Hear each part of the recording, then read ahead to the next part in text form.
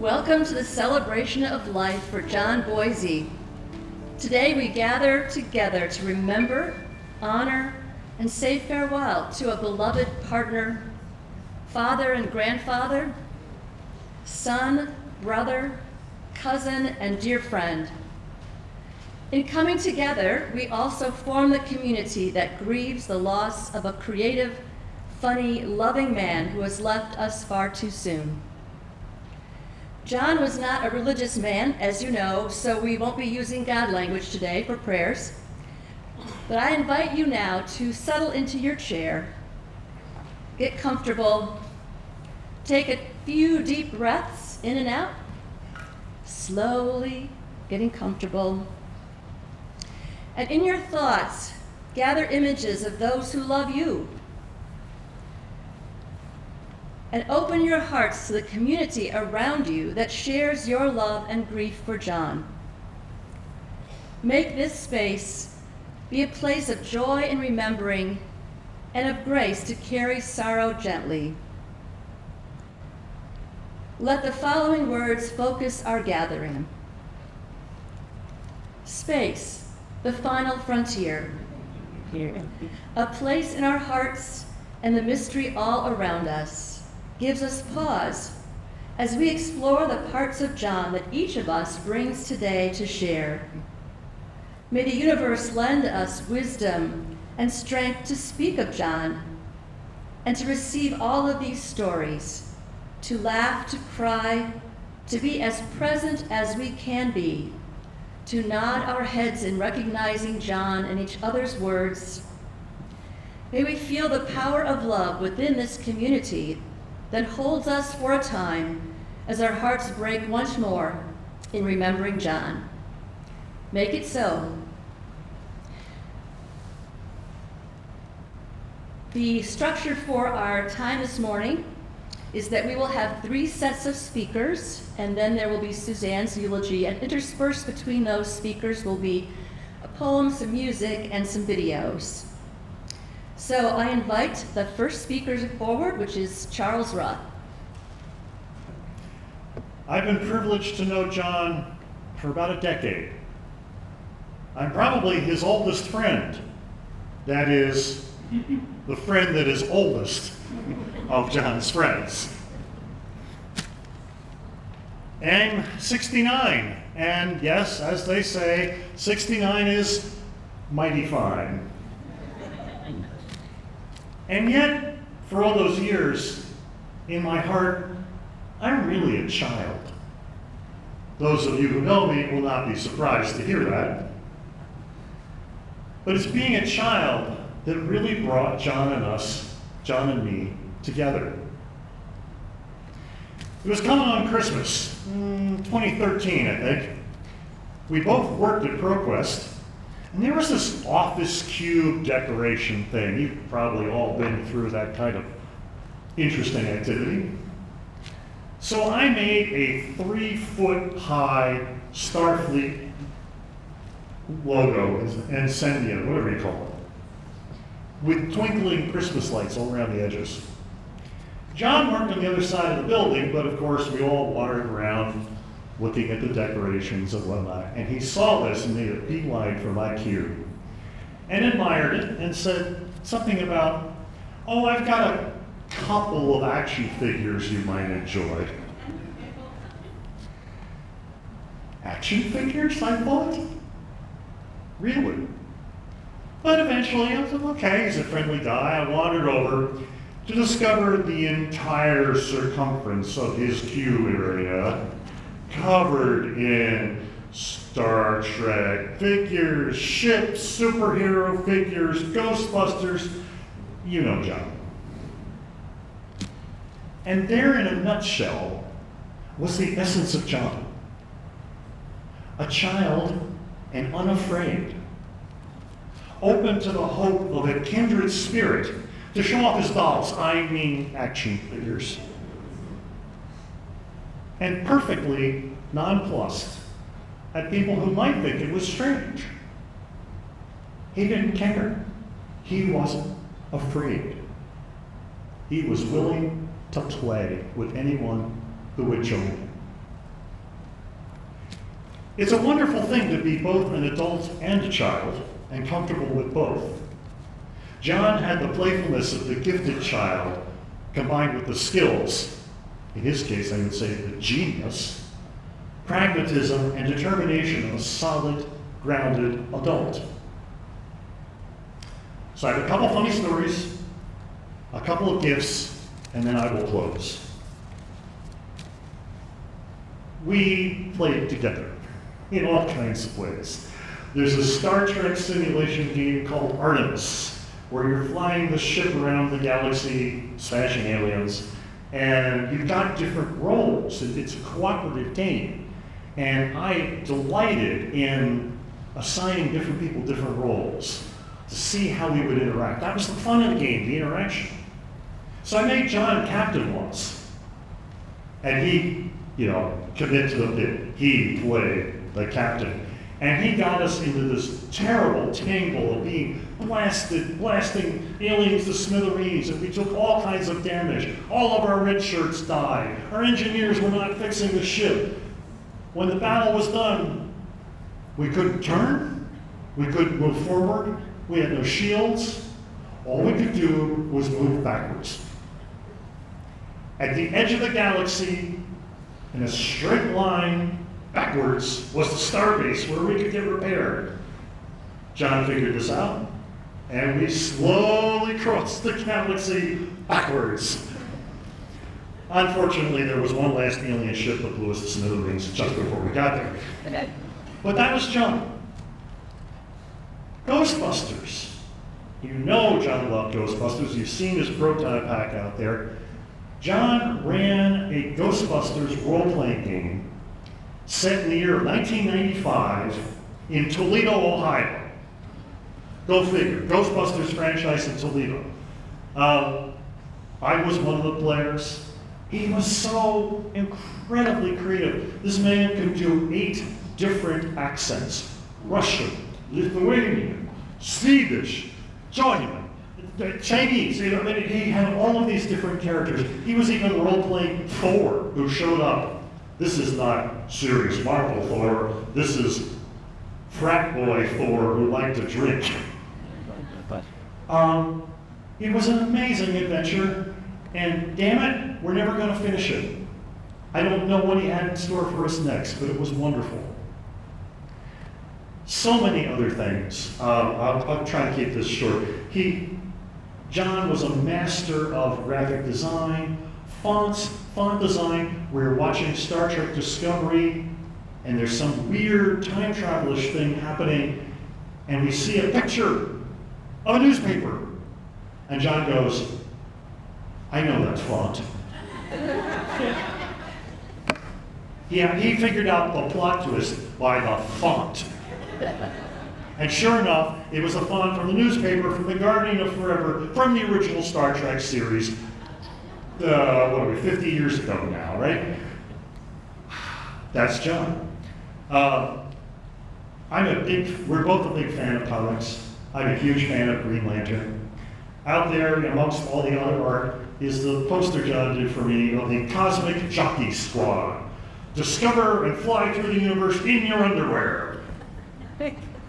Take off on the Green Lantern cords. Even got a little underwear sigil instead of a ring ring. So many things like that. And yet John was still, we're none of us perfect, but he was still a grounded adult who could let his kid out to play and still stay an adult. He gave me a lot of gifts along the way. Lots of long conversations, especially during the pandemic. God, how we kept each other entertained when we couldn't even see each other. He was a master at that. We went into all kinds of plot twists and holes in Star Trek, Star Wars, you name it. 2 kids playing together in a huge universe. During the pandemic, let's just say that it was really good for my wife and I to have time apart. Those of you who were locked together in a house with your significant other can appreciate that. So John offered me, I parked in his driveway, in my car, hopped on his Wi-Fi. He threw out an extension cord so I could power my second monitor and the heater, because I did this in the winter. And I'd drive up and I'd call him up and say, "This is Shuttlecraft Swiss cheese approaching docking bay." And he would reply, "This is the SS Fromage, you are clear to dock." And then he'd come out, the extension cord, and later on, when it got a little safer and we got vaccinated, he let me work in his house on 2 huge cardboard boxes with my big monitor display. It was Cafe Boissy, and I loved it. My mom had a really rough time and then passed in 2023, and I was able, through my wife's creative Facebook marketing searching, to get a free hospital bed for her, but it was miles away. I called on my best buds, including John, to go get it. And we all went up in this big rental U-Haul truck, big enough to get this hospital bed. We lumbered it into the bed, into the truck, and then we realized we had no way to tie it down. I didn't bring any rope. So John took off his belt, and I took off my belt, and our other buddies took off their belts, and we tied the thing down with the belts, and I dubbed them all immediately the Royal Knights of the Unbelted. And when we got to the residence, the senior residence where my mom was going to live, we all climbed out of the truck, and somebody walking their dog was really surprised to see 4 grown men struggling to hold their pants up while we got this hospital bed out. I'm very politically active. I've built some software to help get Democratic votes out in previous years and this year especially. And when I did my first version of this in 2022, John was there overseeing. He did logos for me, he helped page design, he corrected my terrible aesthetics, gave me good fonts to choose from. He was a support along this every step of the way. And that continues. The work that he got us through continues, and there's going to be a big launch of that later, and those of you who know me will hear about it later. Movie nights during after COVID, shared movie nights, when we synced up our TV with his TV, with somebody else's TV on the Toledo, and have goofy conversations about the movie while they're going on. And my final and my favorite, we go for long walks and talks during and after COVID, just the 2 of us, talking about children, careers, our histories, what made us each who we are. And 2 men talking about feelings. We didn't exactly blubber over each other. I mean, we were men, right? But he could talk to me about his feelings, and I to him. And that was a huge, huge gift. So in concluding, and I know I'm running a little long here, but the other guy wasn't here, so too bad. I want to come back, though, to that bit about a child and unafraid. We're all human. We stumble over our fears, especially the deep ones, the color, how we see and interpret, well, everything. I was desperately afraid things were going to go wrong today. And yet, by the usual miracle, it happened. John was definitely human, and yet, somehow he learned, was supported, decided that certain things were just not going to bother him. For anyone else, I would have said, "Oh man, that's such denial." But with John, I believed it. For example, we talked a lot about our fathers as we walked. 2 men sharing feelings, you get it. It's too easy for men to often carry the anger about their fathers with them through their lives. But I really believe that John took a step back, held up that dark, glowing, raging red lantern, Little DC Comics reference there.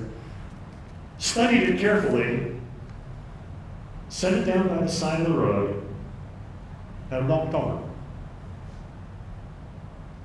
It pressed the hell out of me. In that way, there was that of Spock about John.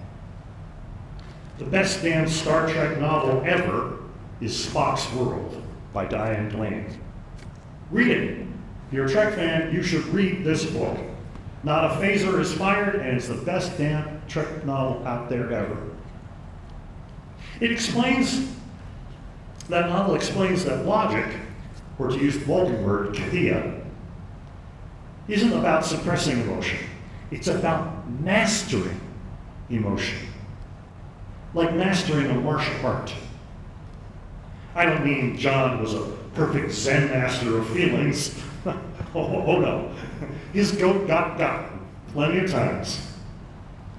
But every so often he could face those feelings and say, with Captain America, no, you move. Surak, the Vulcan philosopher, created the path of logic. Said, first, cast out fear.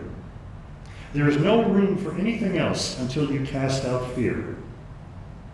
But to cast it out, you must first accept it. You must first admit that it is there. That was my friend John, completely afraid to be the child and the adult and the child. To share our idic, our infinite diversity and infinite combinations. To add a bit of joy to every day. As friends of John, we experience that. Let his legacy be that reminder to do that. To face our fears and to play with everyone, every day. And in the Vulcan, Mene Sakat Ur Seva. Live long and prosper. And thank you.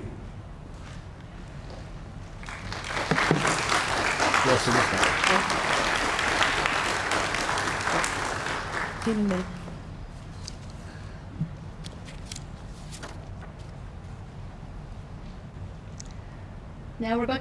Oh, sorry, go ahead. Now we're going to have some music from Tony Buttram. Thank you. Good. Yeah. Hooks. Right. When I got the text from Suzanne that John had passed, I went to the piano and just bam, bam, bam, and started tinkering around, and a tune came. And an hour later, I text her in a really raw version, and she asked me if I would play it tonight, or today. So that's what I'm going to attempt to play right now. It's a little song for John, or maybe more my feelings when I found out about John passing.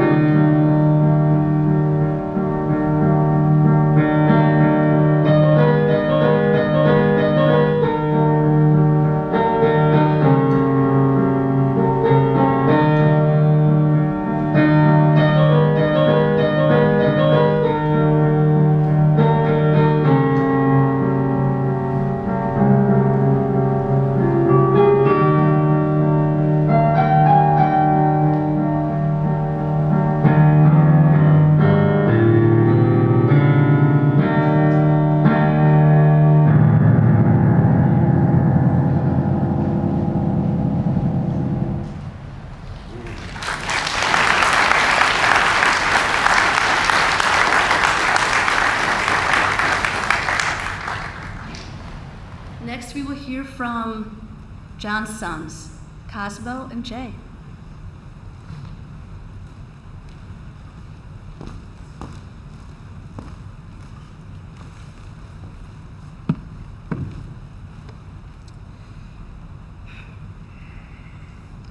Hey everybody. I've been struggling to think of what to write to what I could possibly say about my father. How do I condense 56 years of his life and 24 years of my life existing in his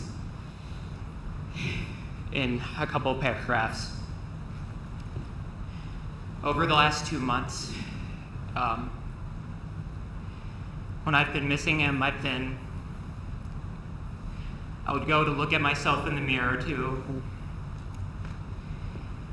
see the aspects of his appearance that I inherited. My eyes, my 2-inch long nose hairs.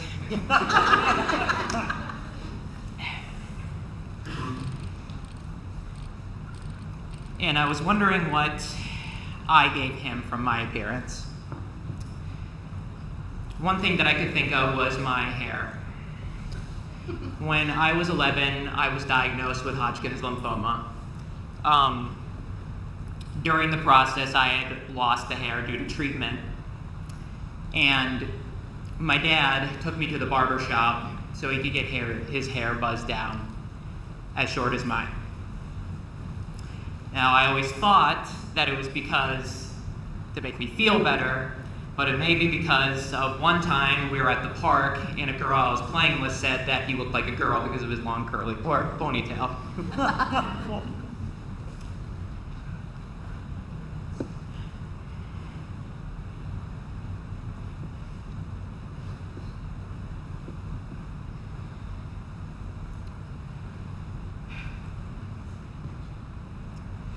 One of the first things that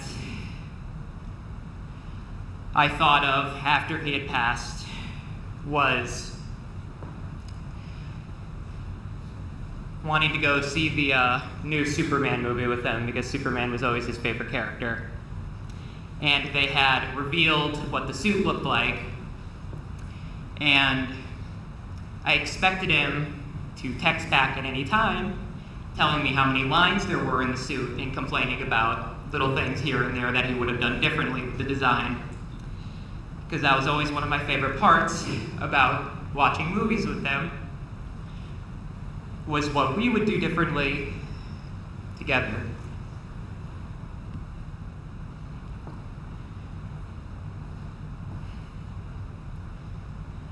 I miss him so much. I'll miss the brainstorming of Wee Freaks. I'll miss the trips to the comic book store and the trips to Cabela's, because he would always take me to the Cabela's in Dundee because it was the closest place other than the Toledo Zoo where I could see animals, regardless of that they were taxidermied or not. It was morbid, but he brought me. I'll miss guiding him through every new video game. And I'll miss his thundering sneezes through the house that would leave your ears ringing every time.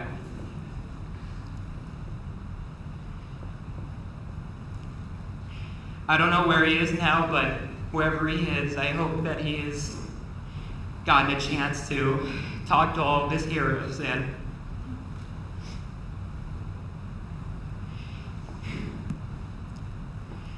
I know that Grandpa Tom would be waiting for him with 2 fishing poles to go out in the water with him to tell him how proud of him that he would be.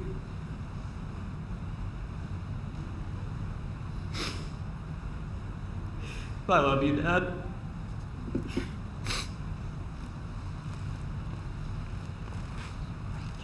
It's great.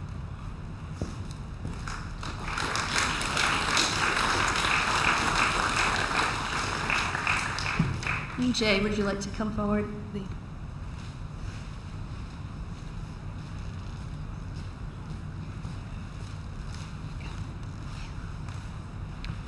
Most of you guys are probably aware I'm the oldest of my dad's sons. I actually can remember because I wasn't his biological son, and I can actually vaguely remember when he moved in. I was 3 years old at the time. And like I said, it's just a vague memory, really. But I can't remember a time really that I didn't ever call him Dad. Growing up, he always had wisdom to him passed down to me. Most of that was during our car rides to school. Other times I would stand outside the bathroom and just bug him with thousands of questions until he'd tell me to leave him alone. He was so funny. He always had such a good wit. I didn't really share his passion for superheroes growing up, and he would always drag me to the comic book store every week, and I'd usually find a couple of things to pick out. We did share a passion for space travel, though. We loved Star Trek. Anytime there was any new development with NASA, a launch or something like that was going on, we'd always be talking about it in detail. Some of the other ways he, just would talk to me either when he was angry or when he was happy, or just imparted wisdom to me. It's sort of the same ways I speak to my son, too. So that's really what I think I inherited from him. And I'm glad that my son really did get a chance to know him as well. And my son's right there, by the way. And I only gave my dad his only grandson, so I'm proud of that. But I didn't really have anything prepared to say exactly. Mine's probably not going to be as long as most others, but I will miss all the discussions that we had, and every once in a while I still see things on Facebook that I'm like, oh, I gotta let him know about this, but then I remember that I can't. He always told me growing up that life wasn't fair. That was a huge concern to me as a kid. I was always fighting with my brother over things, and both my brothers, but mostly the one that was closest to me in age. We just fought over everything. But my dad would always tell me, he said, life isn't fair. That's what he would say all the time. And it certainly wasn't fair to him at the end. So it definitely turned out to be true. But I'm always going to be able to carry that wisdom with me. And my son will always remember the things he taught him and the time they spent together. So I'll always be grateful for that, for sure.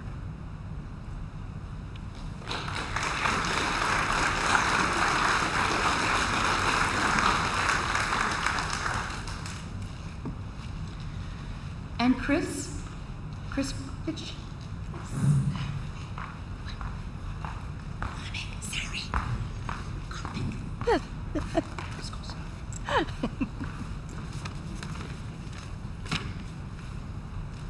Hi.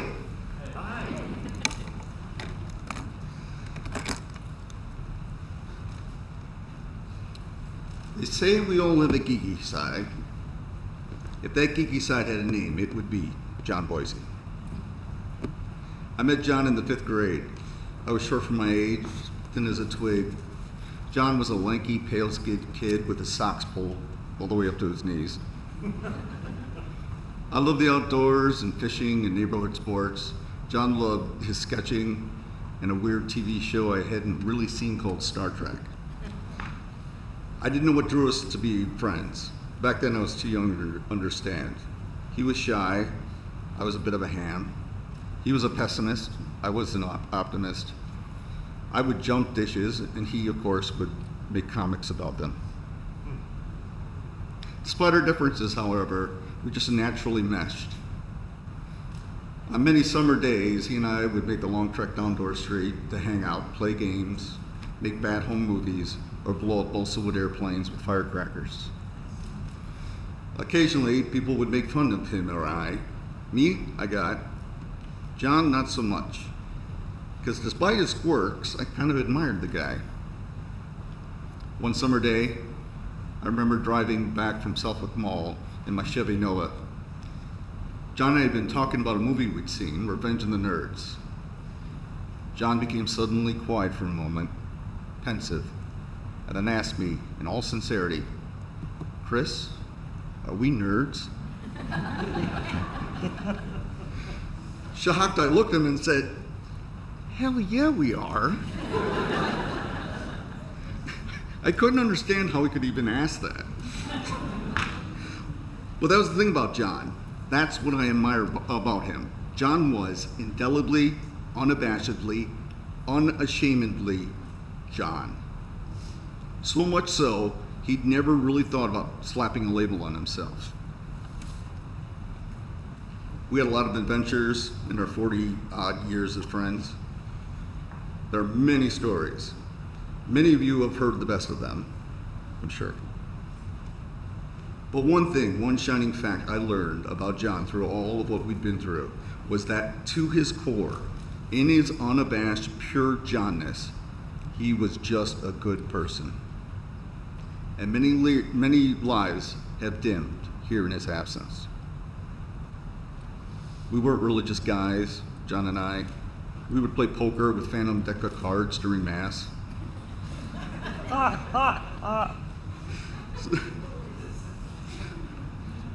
Some might claim that he's in a better place. Some would say he lives on in those that remember him. Personally, I lean towards the latter. Because to me, it doesn't matter where someone is laid to rest. Cemeteries are made of cold stones and manufactured lawns. There's nothing there that we don't bring with us when we visit and inevitably take when we leave. That's the important part, though, what we carry with us. We have a responsibility now, you, me, anyone who cared for him. One will carry with reverence and, yes, humor, a burden in which I can think of no higher honor of carrying. For now, we are all John's home.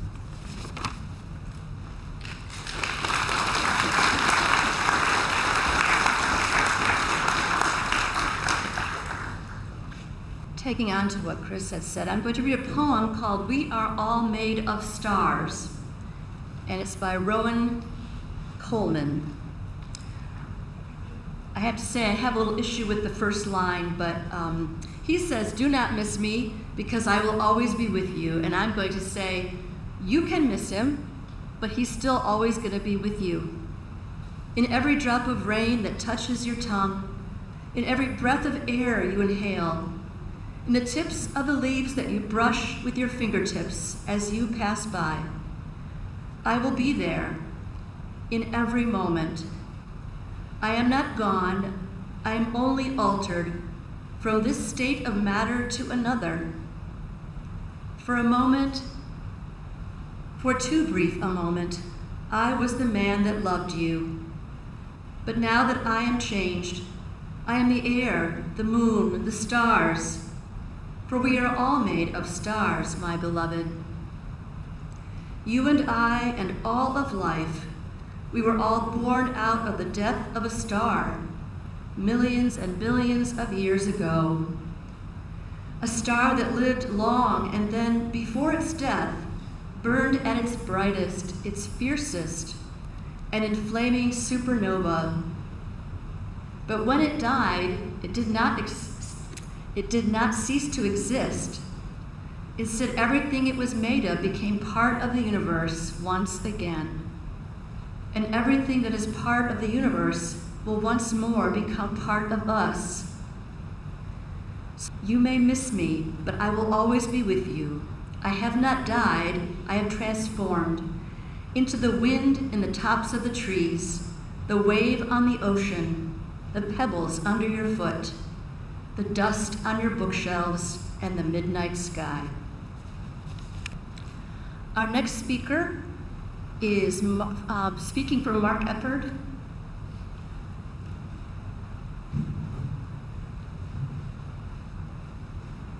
Who could not be here with us today. Thank you. Just the names. Hello, I'm Candace Ploppick. I am a family friend of John's. I'm part of the Ploppick clan and the niece of my uncle Chris Ploppick here. So I'll be speaking on behalf of Mark Eppard. Friends with John for 44 years is what I got from his speech here, so I hope I do him justice for everyone, okay? John, with a bunch of exclamation points. What can I say? A bus ride to school in the 1980s. We got on a city transit and quickly became friends. John would draw the entire ride, and while drawing, he would voice his newest cartoon. He developed characters, Romper Doo, a sadistic clown that hated kids. Romper Doo had a TV show. One of his fans was Super Junior, who oddly got smacked into next week or killed in each episode. Frida Flavalanche, based on the Slovenian bunny from Bugs Bunny. As time went on and life happened, each birthday and Father's Day we would send each other greetings of Junior Bear from Bugs Bunny. So many things I could mention, but this would go on for volumes and days. I am including some original art I found in my year's books. It is faded, other art is safely tucked away. Facebook memories popped up right on schedule of some of our antics and family events. As I write this, I'm busting out in tears, just like your cartoon characters. Better get out the oars. It's gonna get deep. Miles and states apart, for many years, we always had each other's back. Now, even further away, we are brothers until we meet again.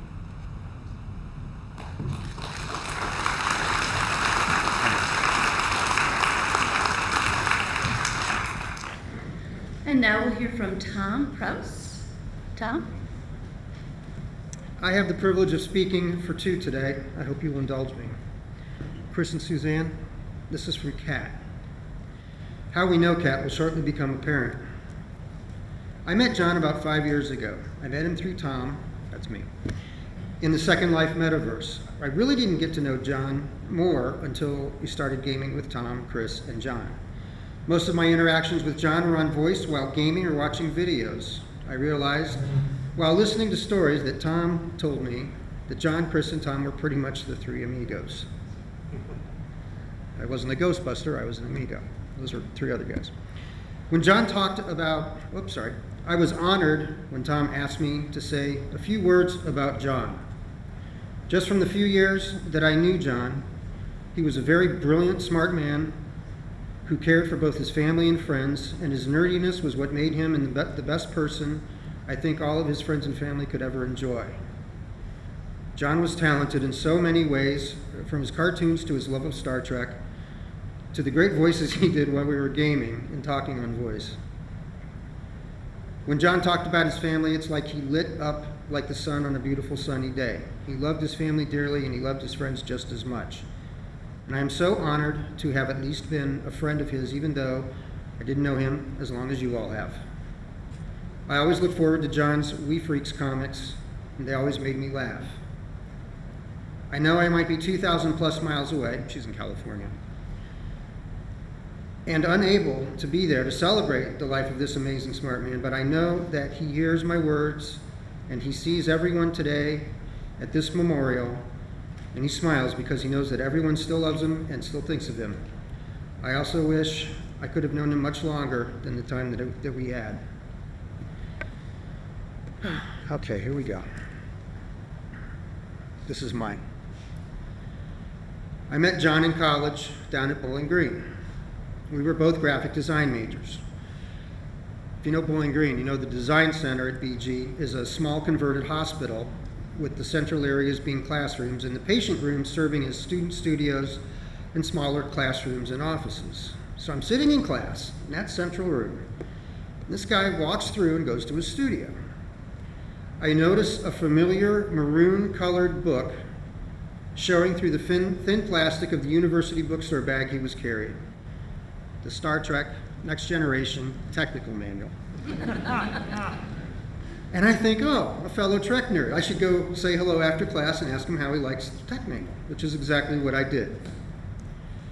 That was roughly 36 years ago. He remains one of, if not the best of, my best friends. We created together and we worked together. We once drove to Chicago in the middle of the night with computer equipment for our boss's presentation when the hotel couldn't provide the right hardware.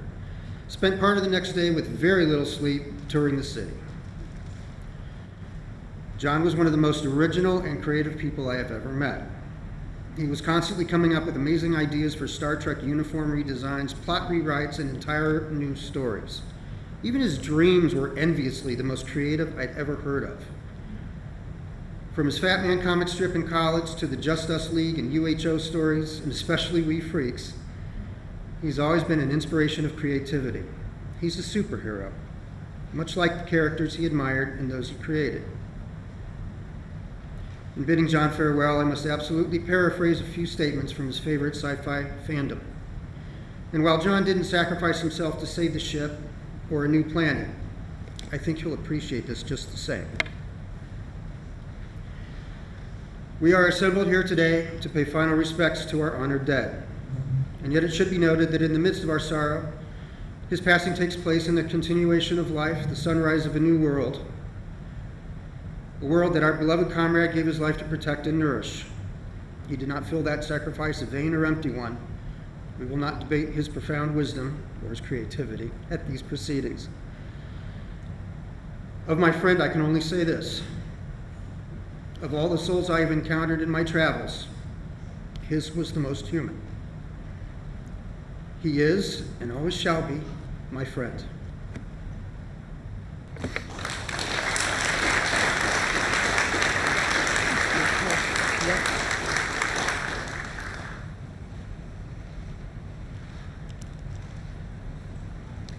And finally, Jamie Jackson. Show the Jew. Wow.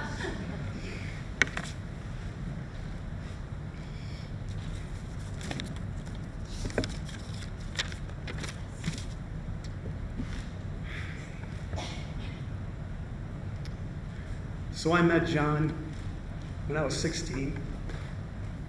Walked into Ponderosa, my first job. Met Chris, met Mary. I'm like, these are my people. I found my people. I didn't even know what people were, but I'm like, I feel these are my people. We became instantly fast friends. Today we're celebrating his life. John himself celebrated life. He was as vibrant as everything he created. He was always imagining funny and endearing characters, writing stories, which you've heard multiple times today. It bears repeating. And he used to let these stories and these characters just flow out onto the paper or the screen. I really believe his sketchbook was permanently attached to his hand. I can't really recall a time that I saw John without that sketchbook. One of his passions was creating costumes, which you either know or you've been hearing about. I'm going to share a story about one of those costumes. It was during the summer of 1993. John came up with this idea, we should go as Ghostbusters for Halloween, to Chris and I. And Chris and I were like, yeah, hell yeah, let's do it. Yeah, of course we're going to do this. It's a great idea. You know, it was a perfect opportunity to exercise his creative insight on a theme that we all loved. We were completely committed to it. So John immediately started designing the proton packs. And he made it so that we could build them out of nothing more than foam core and cardboard, random bits of hoses and tubing. I remember us just sitting on the living room floor, we're just cutting and folding, and we're burning our hands with hot glue, and we were just loving it. We were having just the best time. You know, we didn't have any money, but we had creativity, we had imagination, and John was just driving that ship. And we just loved working on that. Then, we lit them up with pumpkin lights and we put glow sticks in them. And John designed all the tiny little stickers and little details. I can't remember, but he must have spent a lot of time just pausing the VHS tape of the movie to get every accurate little detail just right. But that's John, right? We've heard this. This is John. And although the materials and the construction were so low tech, John's attention to detail in designing those and his accuracy, it made them perfect. They were perfect. For a finishing touch, they even sprayed silly string. We just loved it, But then there was the car. Yes. Yeah, it started as a joke. Wouldn't it be cool if we could find an old Cadillac ambulance? Yeah, right. Unbelievably, or maybe believably, because John was involved, he spotted one of the classified ads for $500. The most we could afford was $400, but they took the offer. And all of a sudden that joke became real. So, it ran, barely. I was a little afraid to ride in it. Certainly didn't want to drive it. I think the steering, it was great. We were terrified, but it was great. But John was optimistic and focused, and he's like, we can pull this off. We're gonna put this all together. So we parked this car at Chris's parents' house, and we spent the weekends bondoing it, spray painting it, sticking caution tape on it, and we turned that thing into the Ecto 1. Last thing, John made a stencil for the logo. We spray painted on the doors, and we were good to go. And I'm sure Chris's parents were like, good, go. I don't know, I think maybe they were like in a little bit of curious, like fear and awe, like what we were doing and what was happening there, or maybe not. I'm sure this wasn't the first crazy adventure that, Chris and John got into and then pulled me into, and I loved it. I'm so grateful for it.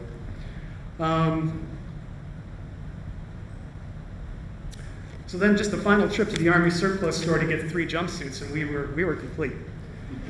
So on Halloween, we didn't enter any contest, we didn't win any awards, but we just drove around. And we just had so much fun. You just see people on the side of the road, they were just like, right? They were just stunned, but then some people were like, who are you gonna call? We were just eating this up, and I'm pretty sure, I know I wasn't driving, so I can't remember, but I'm sure John was probably driving. Chris, you can, but whatever. But, we were kids in our grown-up bodies just out, just enjoying this entire experience. And, the best part was we parked at Meijer, and we just walked in the store. And we're just walking around. These kids were freaking out. It was so much fun, And that's just, that was John. That was John. It wasn't about winning anything. It was doing it for the sheer joy of doing it. It was doing it to see if we could do it and do it the way we envisioned it, right? What John saw in his mind, as you've been hearing today about, his imagination, could we get this out into the real world and then just share it? I was so pure, And it was just the simple joy of creating for him. Through his drawings or his costumes, he shared this creativity with the world. He brought smiles to all our faces. So thanks, John, for bringing us all that joy. I'm grateful to have been a part of it. And those types of experiences, it inspires my own work to this day. No, but of course, as we've been hearing, John was more than his art. He was devoted husband, loving father, which you've heard about, and we all know this. He was crazy smart. He was funny as hell. And his heart was as big as the universe that all these Star Trek characters that he loved explored. His caring touched so many lives, and it's proven by this incredible turnout we have today. He knew the importance of connection. If John was your friend, he was your friend forever. The bonds he forged transcended time and distance, which we've heard about as well. Anytime we talked or texted or saw each other, it was as if no time had passed. So let's carry forward this legacy John left us. Let's continue to create and share, find humor in life's twists and turns, embrace the boundless possibilities of our own journeys. John's spirit lives on in all of us. We've been touched by his artistry and his warmth. You know, although you were taken from us way too soon, John, you lived life fully, filled with imagination, creativity, humor, love. Thank you, John, for inspiring me and being my friend.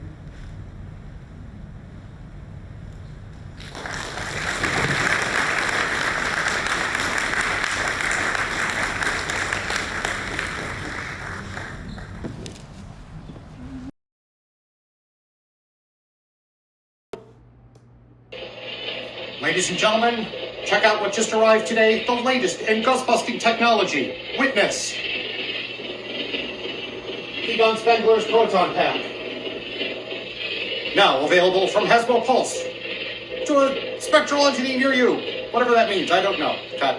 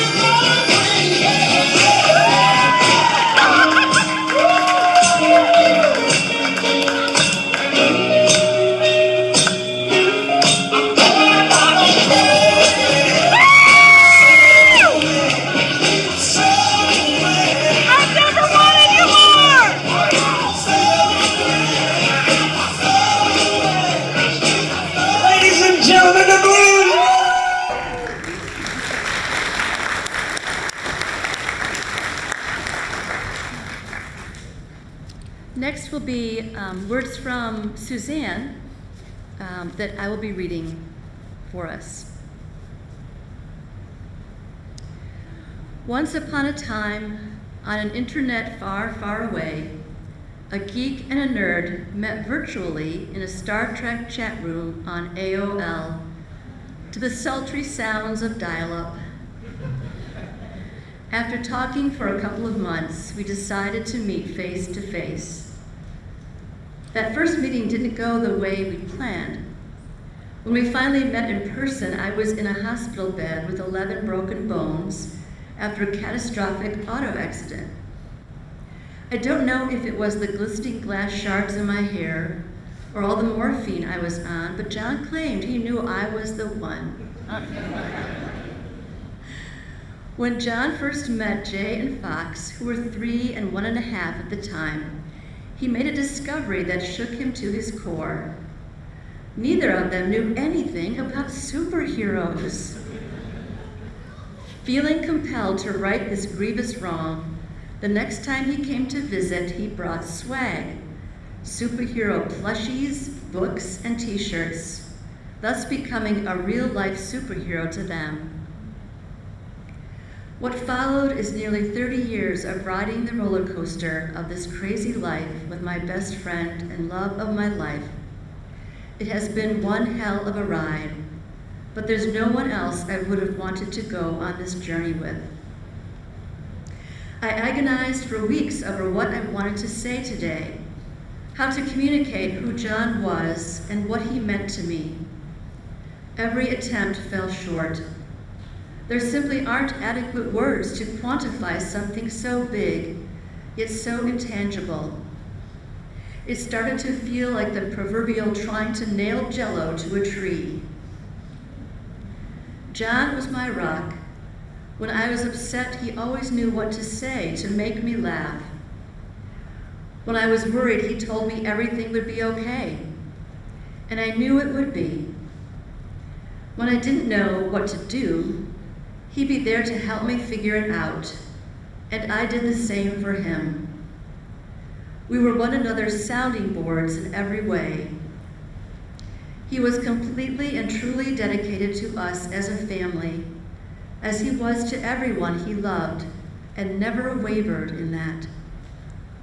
We navigated all the normal challenges that come with being human, and some truly catastrophic events, and emerged stronger as partners and friends every time. There are so many things about John, both large and small, that I miss every day. The constant presence of his sketchbook, his incredible wealth of pop culture trivia, the stacks of comic books peppered around the house, the infectious laughter emanating from his office during podcast sessions, his voices and impressions, and so much more. John gave me the experience of being truly seen and understood, of being supported and deeply and truly loved, something I will carry with me always. As heartbroken as I am today, and over the last few months as I experienced my worst nightmare become my reality, the darkest and saddest moments of my life, I've been keenly aware of how incredibly lucky I've been. The devastation and loss has been crippling, but I'd sign up for it again in a heartbeat to have the life John and I had together. If someone had told me on our wedding day that this is how our story ends, I'd still walk down that aisle without hesitation.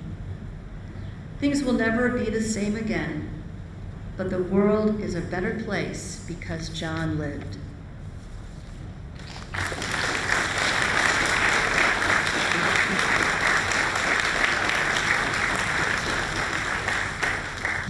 The podcast group is coming up first.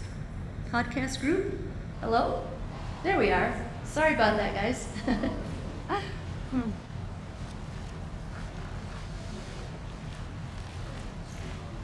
Both of these work, so. They do? Yeah. Hello. Hello. Can you hear me? Oh, yeah. They're hiding on what English works. This is Dr. Hall. This is Professor Feather. This is the Midnight Gadfly. And this is a typical podcast. Typical podcast. We don't know what we're doing. We have another person that's in our podcast, Dr. Dan, but he blew out the window. He's a disembodied head. So he had the sunroof open. He flew out. So he's not here right now. Mark Justice. And we're here for Blue Fez. Blue Fez was John. Yes. John started the podcast with us almost from the beginning. The three of us started the podcast, and John glommed onto it right away, commenting about what we were talking about, everything. And so, just to preface that, we go back a long time. I've known John for over 30 years. Yeah, I've known him probably over 20 years, maybe. It was 30 years because I found out that I met him long before I worked with him at Triad. He had a picture of him as the Flash. And I'm like, I met that guy at my dad's comic shop. And he goes, that was me. I'm like, okay. Yeah, John would come into the comic store that I owned. I had a table set out for artists, anybody who wanted to come, just sit around and talk.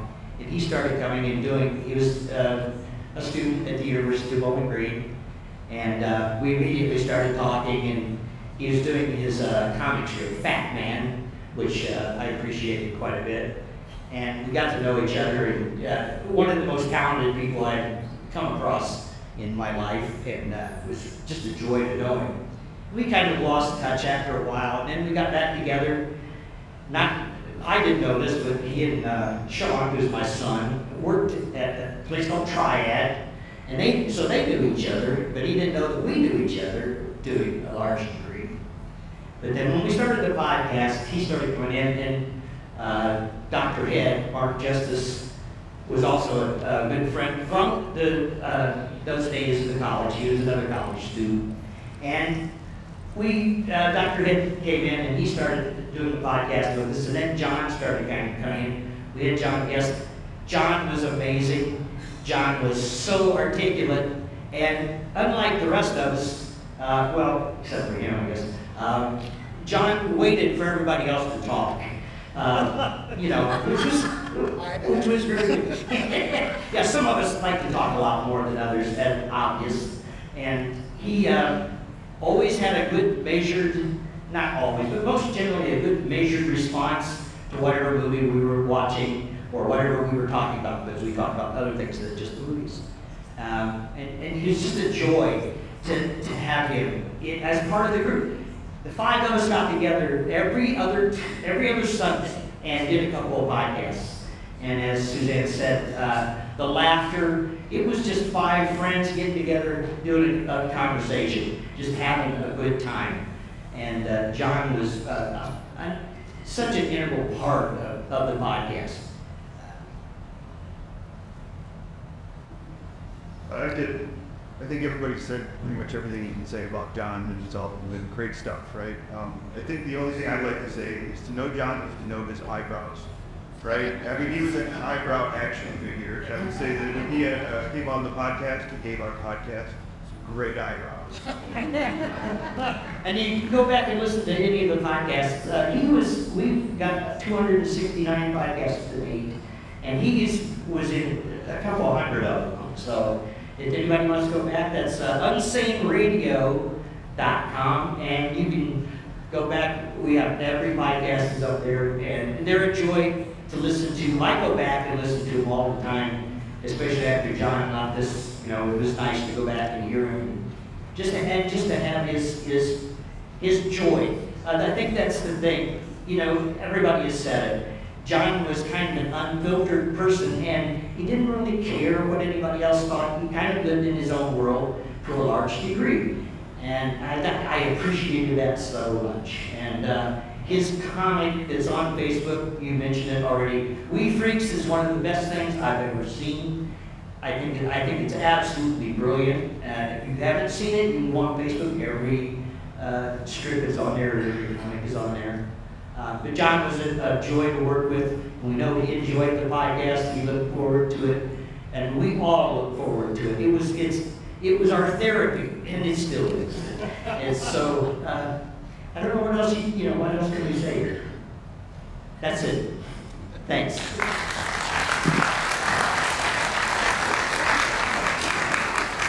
Charles and I will be going around if you want to say something about John, you're welcome to.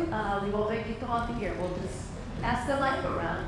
And also, the videographers have offered that if you don't feel like saying something in the crowd, that they will videotape you off to the side if you want to say something about John.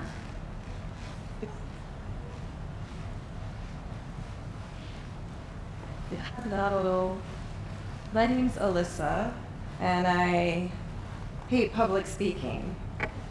But for John and Suzanne, I just want to briefly mention how special they've been to our family and how much they've taught me.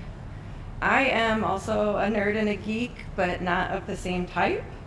I'm not creative at all. I'm very much a science and math nerd and medicine nerd. But I very much appreciate artists. My mom was an amazing quilter. She made award-winning quilts. And so Suzanne, being so awesome with fabrics and being a professor teaching art, astonishes me and reminds me of my mom.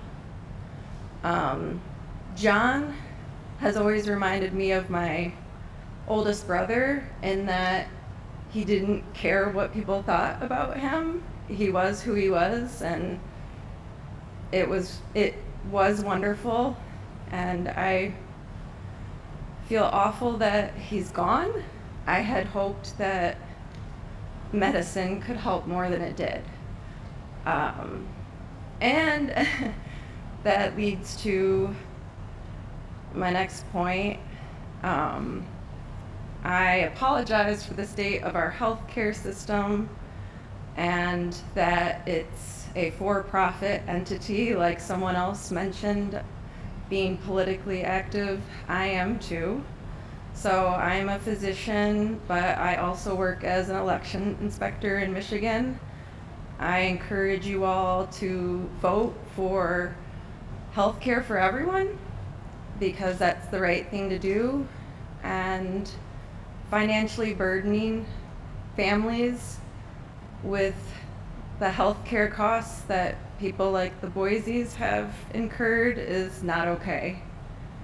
John was fighting for his life, and he fought hard, and our healthcare system and science and medicine failed him. I'm very sorry for that. So I apologize on behalf of the horrible system that I am a part of, and I'm ashamed to be a part of it in the state that it's in, but I hope to change it. So please vote and vote for healthcare for all if you could do me a solid. Also, I am the name on the GoFundMe. I didn't know what else to do to try to help. Not creative, artistic, I'm not good at public speaking. I can't really help with setting this up. I tried to help where I could with the medicine aspect of it, and didn't really do much of anything. So sorry about that. But the GoFundMe was the only thing I could think to do. So I would appreciate if everyone shares it widely. I can understand that times are tough right now for everyone. So if you can't donate, that's fine. I don't want to put any undue burden on anyone, but if you can just share, because maybe you know someone. I had residents that I teach, medical residents, ask for the link. We had a neighbor who never met John donate. So you'd be surprised who is willing to donate, and it would help his family out a lot and help with those expenses. And I think that's it. Thank you.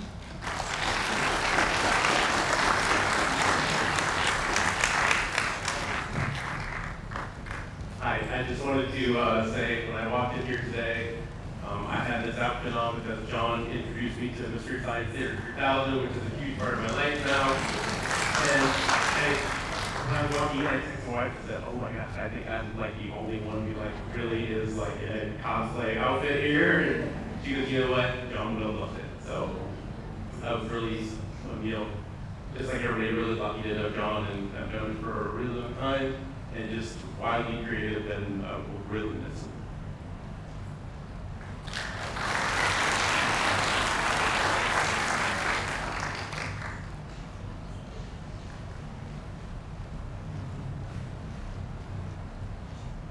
Okay, thanks. Yeah, my name's Sam, and I teach at Easter, and I just wanted to thank you. I didn't know John at Boissy. I did as John is his name.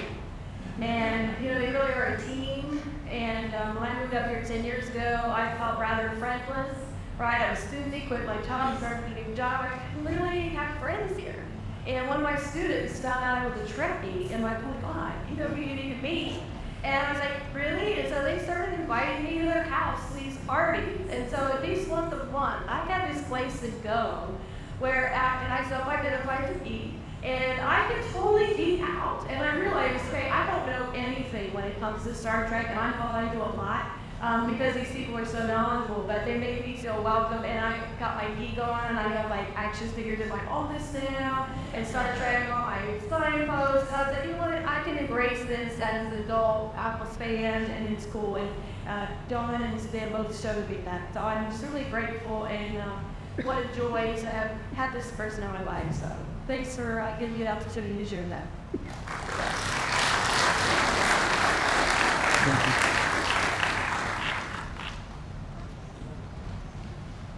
Hi, I'm Andrew Hadiotis. I also teach at Eastern Michigan Prep Steyer. I first met Suzanne, that's my student, and she's like, I know that's the graphic designer. Okay, so, and then she would make Star Trek or comic jokes, so like, it's like, well, my cousin has these things, you know.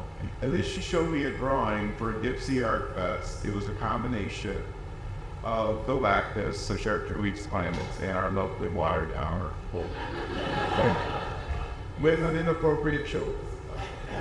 And I was like, I need to beat this man. So she started fighting me out parties, and like mid here, I would classify John to be third of the highest order as a compliment, and to engage in what I call third banter.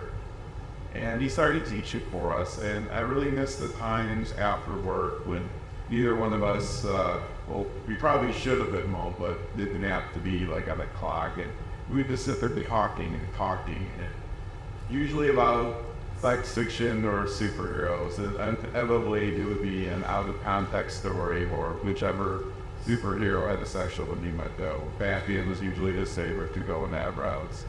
And I list all these stories that are very similar, but what I really, really want to talk about. John would help you if you needed it. After all those fun times we had, I know things got serious with Cosmo, was that the other thing he once shared with me, and I had down the head of my worst, he looked like we're separation, which was one of the most fatal things for plug. And I was just like, statistically, John and Suzanne meet the odds and got back together. So he became my go-to guy. What did you do? What happened? What happened? What happened? And this is that. And sometimes he would just straightforward, like, I can't believe this is happening. And he would just listen. And Boissy segued into a story about the Muppets or an inappropriate review, can't you mention it? But that was his way of helping you cope. And I remember one time, I was like, that can't be when Cosmo was sick, it was all into you with a rough try. And he goes, yeah, when Cosmo got older, he had questions. And one of the answers John gave about helping through many times. And with Cosmo, there's going to be things in your life that you want answers for why they happen. And you're not going to be more.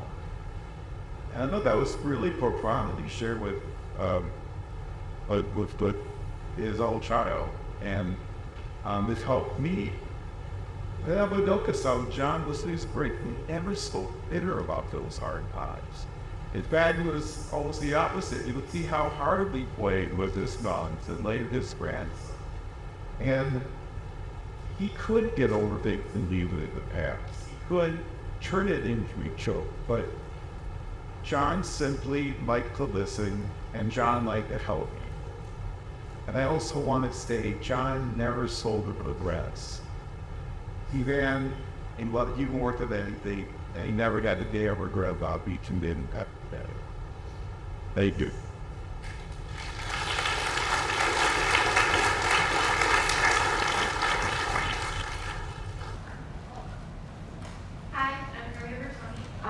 I was a student at Eastern Michigan University. It's lovely to have a couple other people here. I was a student. When I came back from getting my master's in teaching at Eastern, Suzanne and I were apart right across the hall for teaching in person, and we always went to each other for everything. And I met her husband in passing as we were teaching as well.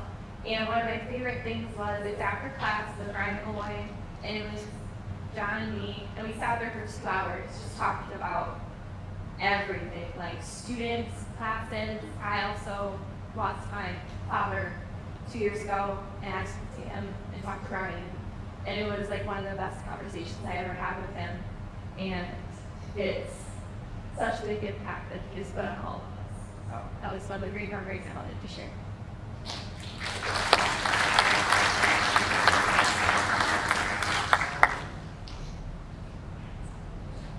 Hi friends, it's so great you still took the hour to bring these wonderful stories and still learn something about our friend John, whom I've known for almost over 20 years. That's why I say with Suzanne and I talked about our friendship. We just capped it, if I'm count the years, cap it over 20. I just wanted to seek something that has come up again and again, and keep it really brief. I didn't prepare anything. Superpower of kindness. Superpower of kindness. There were so many times when The Boissy family welcomed me into their home when I was distraught or in a bad place, and it was the warmest place to land. And there was always a sense of levity and joy. And I know that things can be serious in life, and joy is not a constant, but when you can laugh when you're down, that is a superpower too. And I had COVID, this department ended, I had COVID in 22, and it was fair because it was a bad case, and I had a 20-day isolation, and I took the Paxlovid, which kicked me into another one. And, you know, who gave me Christmas dinner? It's this family, Boissy family. And Stan cooked it, and John delivered it. And I have family 10 miles away. That's a superhuman art kindness. And I treasure that. And the creativity and joy and fidelity is the purpose. I'm going to keep that with me always, and I thank my friend John and beautiful family. Thank you. I'm just seeing about you.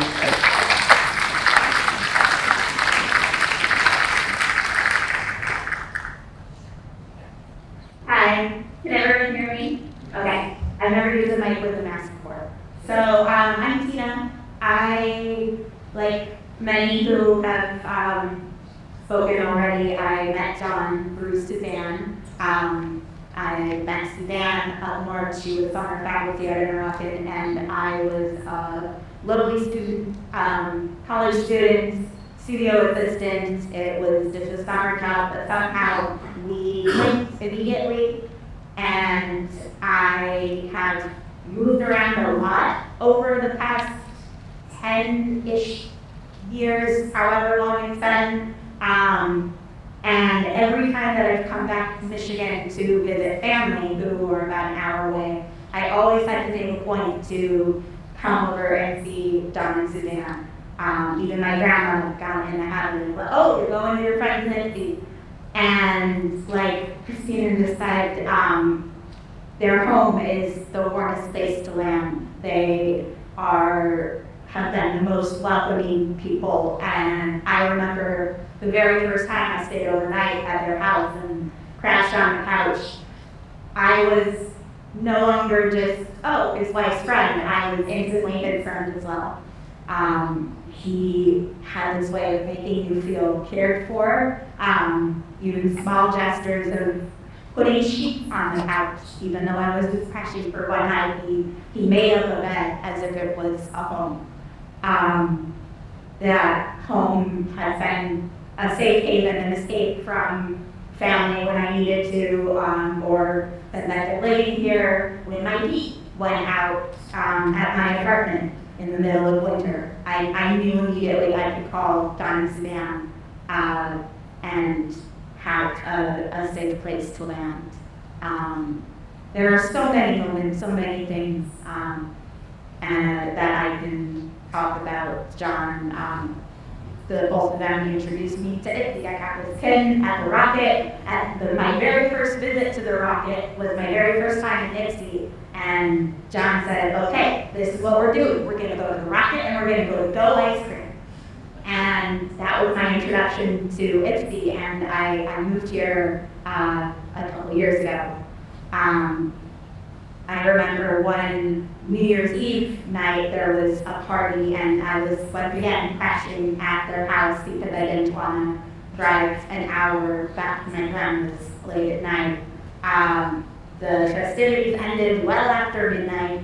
Everyone was exhausted. Everyone had gone home. I was settled down, ready to fall asleep on the couch. And John was sitting there in the kitchen, and he refused to go to bed until he got a text message from every single person at that party telling him that they needed safely fall. And that is just the epitome of who John was.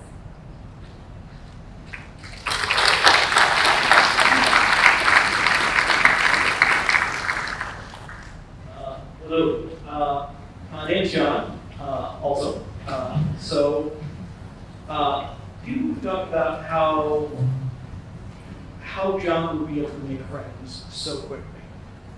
I am the perfect example of this. I met John, I want to say 20 years ago.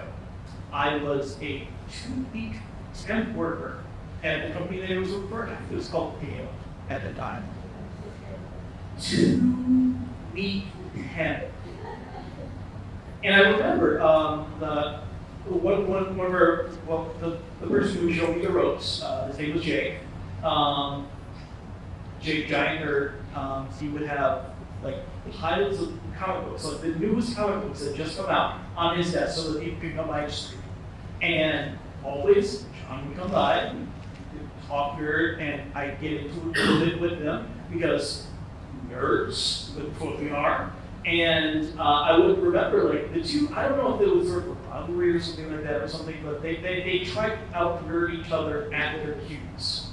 So it was just wild. And again, 2-week temp. I wasn't supposed to be there that long, and just this wild friendship just formed out of it. I mean, it was one of the biggest expansions of Ready Group I've ever had in my entire life. I mean, I'm looking here, like, you know, just so many of the people here. I think, Scott, you're the only one who didn't come from essentially that. So it's like, it's just amazing just how John was, how he would just be so open and welcoming to anybody. It's amazing.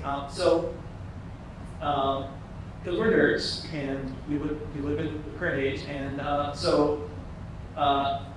we started a podcast also, and John was one of the biggest supporters of us. And I remember, like, when we first started out, we didn't know what we were doing. We're morons. We don't know at all what we're doing. And so, you know, we would just talk about nerd stuff, and it just, you know, look at guys talking about guy stuff. And John would write to us, and you know, you talk about like some of the discussions we've had, and then he mentioned in passing, and this is the most John thing I've ever heard. He said he would listen to podcasts at his desk without headphones, and we're all like, "Oh, don't do that." But it's John. It's you know, that's what he would do. So I mean, you know, the biggest thing, I remember when we were first starting the podcast, we were still trying to figure things out, and just out of the blue, John sent us caricature sketches of all 4 of the main speakers of the podcast, and I mean, I still have them. I'm never going to get rid of them, but just how quickly and how effortlessly he would just help out the greatest skin. That's John's legacy. I've never met anyone else just so open and so natural. Yeah, opinions on there, and you.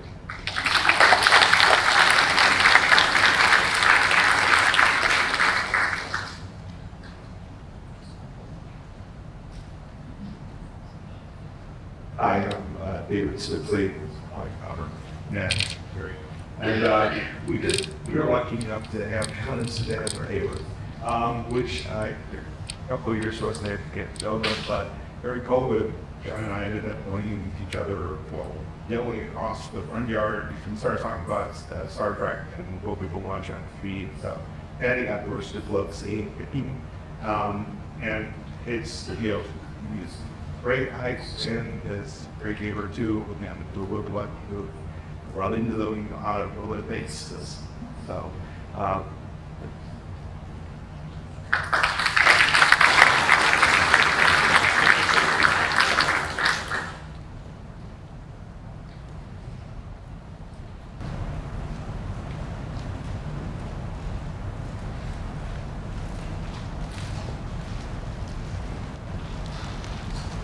my name is Gil.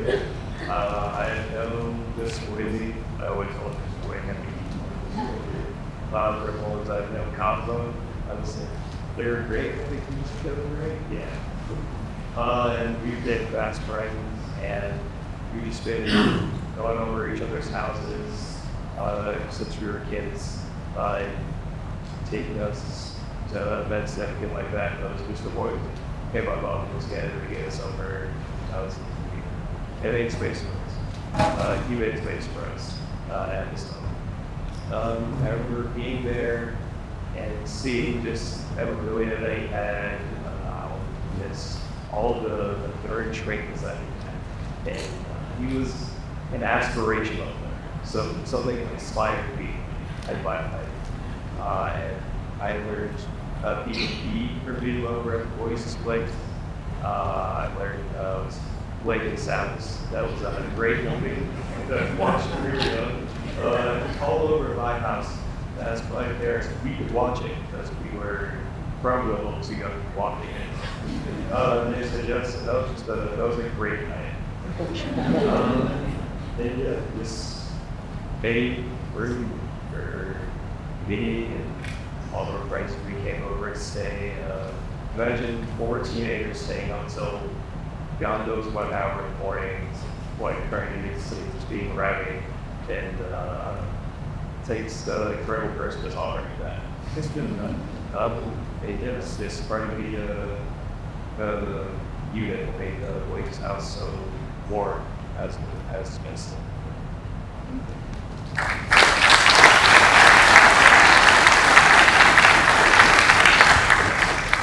Thank you all for sharing such great memories. We now all have a much better picture of John than we did before. And we'll have more time to share memories later on. But I want to close us with some words. Creativity, humor, and the ability to bond with people over the long haul are gifts that John shared with many. Our universe is not the same without him, but we remain thankful for all of the ways he touched each of our lives. May we help each other through the grieving process of letting go of John's physical presence, knowing that his spirit will always be alive in us. And finally, a poem entitled Star Trek II. We searched amongst the stars for life, like moths forever seeking light. We cannot bear just being alone. Be me, be me, be me, Scotty, home.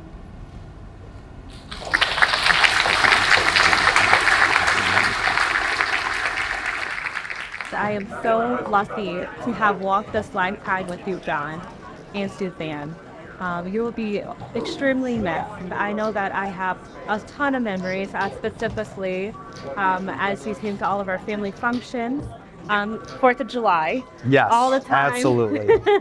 And you have become a huge family member and part of the family of the Floppy clan. I would also like to say thank you for providing a safe home to all of us. I'd always known that you have provided it to me, especially when I was coming out and I was introducing my now wife, Sasha. I was extremely worried about coming out to many, many people within my family and within my son. But you and Suzanne were not one of them. You always provided that safe place for all, and I hear that throughout everyone here has been repeated. So we can't. But again, we love you. What do you? There's really not much more I could say that about John than other people have said. I really met John through family functions and my uncle Chris. Absolutely a great guy, always happy, always cheerful, definitely a nerd in a great way. But yeah, just awesome. Every time I interacted with him, nothing but kindness, warmth, just a cheerful guy, absolutely. It's sad to see him go. I'm deeply sad for all the family members, but yeah, like people already mentioned, just he's in our memories forever, and we'll miss you, John. Yeah, we'll miss you. Thank you for keeping the kid in all of us. Love you. Take care, John. I wanted to say that John and Suzanne are the most welcoming people I know, and I met them through Connors, my husband, because John was one of his best friends, and we got to know John before we even got engaged, so I knew that John was an important person in his life. John was in our wedding, and the promo today, the little video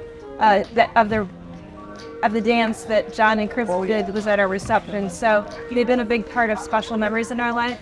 But what I really wanted to say today was that when I got to thinking about it, you've really created a cycle or a kind of large circle of friends. When I thought about it and looked around today, how many people I've met because of your friendship, because of who you are and how you brought everybody together. I've got so many more friends on Facebook now that I looked around and saw today and realized that John and Suzanne, that you're the ones that really are the reason that all these people are in my life. So John's legacy lives on through his friends and through the connections, and that's really special. Thank you.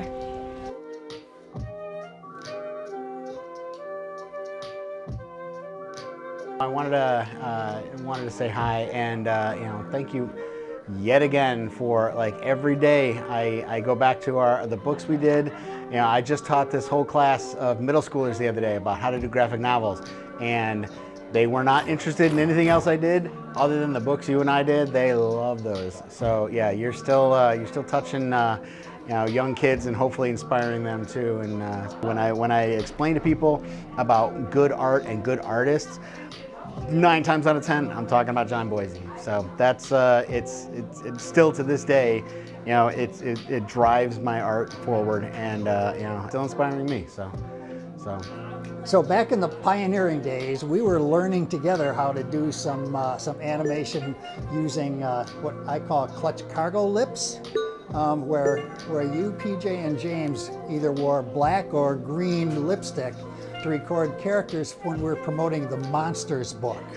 And you played the role of the newscaster Max Mudman or something. And I came across that footage. I can't find the actual film, but I just remember how much delight I took in watching you create the characters and then voice them. And it was a blast. So I'm looking forward to your next innovations, John. Hi, John. I always remember the great job you did for my family on the Hens and Chicks t-shirts that we did. How you managed to capture the essence of Hens and Chicks is beyond me, but it's great. We put my nieces in charge of the Hens and Chicks weekend, so they asked me for the artwork. I guess they realize good design when they see it. Hey, John. I just wanted to take this time to say that I've been thinking about you every day and how much you mean to me. And I think often about times when we were at Gale, and on the day that I got let go at Gale, one person showed up at my desk, and that was you. And you said to me, Jen, walk out of here as if you own it and don't look back. I can't tell you how many times in my life I have thought about that and how much it meant to me, because in terrible situations in my life, I have kind of fallen back on that advice. And so I just want you to know we love you. Hi, John. I really wish you could be here tonight. I've been nonstop thinking about you. I thought about you on the freeway this morning, and you having your little bag with the zipper with your pencils inside, and you're always doodling. And I really miss having wonderful coworkers that I can have great fond memories with, and I never forget working with you and doing a whole Mel campaign. And you've been in my thoughts and prayers, and I hope you're okay and on this hard journey you're going through. And just so you know, we all are always thinking about you all the time. So take care. Love you lots. Hey, John, I just want to let you know that we're thinking of you. We miss seeing you on Facebook and all your good work. We didn't work together a whole lot at Gale. I left before you guys, so I actually got to know you more on Facebook and see your work with Dave and things like that. So yeah, I just want to let you know that we're thinking of you. And yeah, we miss you. Cheers. Hi, John. Hey, it's Mary Kay, and I remember whenever we'd get a creative brief from marketing, I would look at it, and if it was a little bit, off the wall, or we needed a really creative idea versus a renewal, I knew exactly the team to give it to, which was you and PJ. And it always worked out so great. Your concepts were wonderful. Your artwork, along with PJ, copy, were just always winners. And you know that the entire marketing team just loved it when I assigned your team to them. And I see that you've continued that because I follow you on Facebook and I see We Freaks Comics. And it's just great. So thank you for being a wonderful team member and making my days at Gale so fun. And thank you for continuing to be friends with me on Facebook. Well, hi, John. It's Cindy Baldwin. You know, I worked in product design and you were in marketing, and we didn't really have a chance to work together very much, which makes me sad because I know that you were a really fun and creative guy to work with. But I've enjoyed bumping into you whenever we were at a Gale gathering, and it was always good to see you. And I just want you to know that you have a lot of people that care about you, and you can count me among them. John, I think one of my favorite memories of you at Gale is Halloween. You always had the best Halloween costumes. The Joker costume, I will always remember. I think it's burned in my memory. But yeah, you were always so creative in everything that you did there. And at lunchtime, you were always downstairs in the cafeteria sketching and drawing. And it was always fun to see what your latest comic was or drawing was. So I do miss being around the artsy people. Hi, John. It's Martha and Vera. Hi, John. Miss you. Yeah, we're missing you immensely, and Yes. thinking of some good memories. I remember looking at one of my favorite ones is when we had the offices at Gale in Farmington Hills. A third floor where my office was, I had the view of the courtyard in the front, and that's where I do look out 2 or 3 times a day and find you with your hardcover sketchbook, doodle, doodle, doodle. So that was a good memory to share. So mine is, and I don't want to ramble too much, but when my grandnephew, who has Asperger's, I brought him to Gale, and he was just fixated on all of your Star Wars stuff. I don't know if you remember him or not, but it was a beautiful time, and I thank you, dear friend, for being so wonderful with him. And yeah, that is my fondest memory, and it just speaks so much to who you are, John. Bye, John. Bye, John.